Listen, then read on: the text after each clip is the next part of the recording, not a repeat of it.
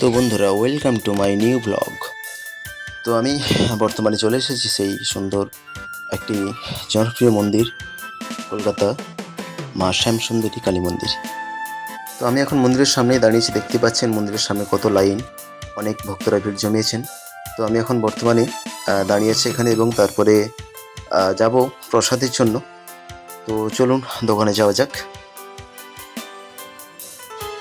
তো বন্ধুরা, দেখতেই পাচ্ছেন মাকে পুজো দেওয়ার জন্য সমস্ত সামগ্রী এখানে পাওয়া যায়। ফুল ফল থেকে শুরু করে মিষ্টান্ন, ধূপ, মোমবাতি সমস্ত কিছু পাওয়া যায়। তো চলুন এই দাদাভাইয়ের কাছ থেকে জেনে নেব মন্দিরে ছোটোখাটো সংক্ষিপ্ত একটু তথ্য। তো চলুন। তো দাদা, মন্দিরটি কত বছর হলো এখানে? मंदिर हो गया पाँच महीना यहाँ पे आया है। 5 महीने पे आया? 5 बरस। এই মহালা দিনে উদ্ভূত थे। তো পুজোর জন্য কি কি দেওয়া হয় মাকে? चावल माँ का मेन प्रसाद होते चावल कोला।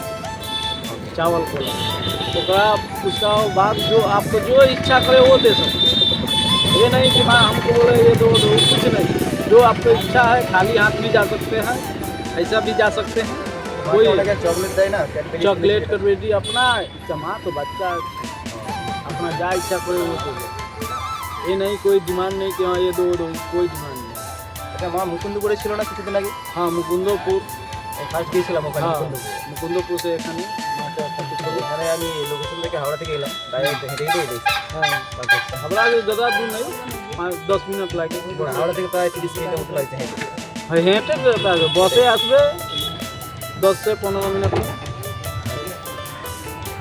তো এই হলো সেই চাল, সঙ্গে কলা রয়েছে এবং যারা ক্যাডবেরি দিতে চায় सब সেই आपको दे ক্যাডবেরি। दिए हैं। এখন আমি মাকে পুজো দেওয়ার জন্য যেটুকু সামগ্রী দরকার আমি নিয়ে নিয়েছি। তো চলুন। তো দাদাভাই ভালোবেসে আমাকে এত দূর থেকে গিয়েছি মায়ের জন্য, তো একটি গোলাপ উনি ফ্রিতে দিয়েছেন। তো চলুন সমস্ত কিছু নিয়ে চললাম মায়ের মন্দিরে। তো চলুন, সমস্ত কিছু নিয়ে নিয়েছি যেটুকু দরকার। তো এখন মন্দিরের ভেতরে যাওয়ার জন্য প্রস্তুতি নিলাম। তো এরপর তো লাইনে কিছুক্ষণ থাকতে হবে এবং তারপর মন্দিরের ভেতরে আমি যেতে পারবো। তো চলুন যাওয়া যাক। দেখতেই পাচ্ছেন কতটা লাইন পড়েছে, অনেক দূর দূরান্ত থেকে ভক্তজন এসেছেন। তো আমি সেই লাইনের মধ্যে রয়েছি। তো আস্তে আস্তে এগোনোর চেষ্টা করব। দেখতেই পাচ্ছেন কত সুন্দর পরিবেশ।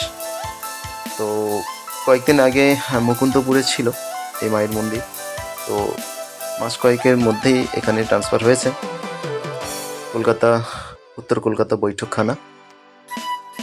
তো যারা যারা আসতে চান তারা অবশ্যই হাওড়া থেকে খুব সহজে আসতে পারবেন। মায়ের মন্দিরের নাম দিয়ে লোকেশন সার্চ করলেই পেয়ে যাবেন। তো আমি একদম মন্দিরের ভেতরে, দেখতেই পাচ্ছেন চলে এসেছি। এই হলো সেই মায়ের মন্দির, শ্যামসুন্দরী মা, যিনি একদম ছোট্ট বাচ্চা রূপে এখানে পূজিত হন।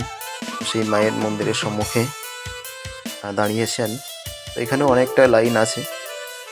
তো চলুন যাওয়া যাক। তো ফাইনালি চলে এলাম মায়ের একদম সামনেই। দেখতেই পাচ্ছেন মা খুব সুন্দরভাবে এখানে স্থাপিত হয়েছেন এবং একদম ছোট্ট একটি শিশুর মতো।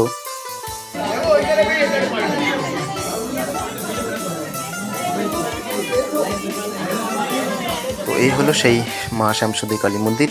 যদি ভিডিওটি ভালো লাগে থাকে অবশ্যই লাইক, শেয়ার, সাবস্ক্রাইব করবেন।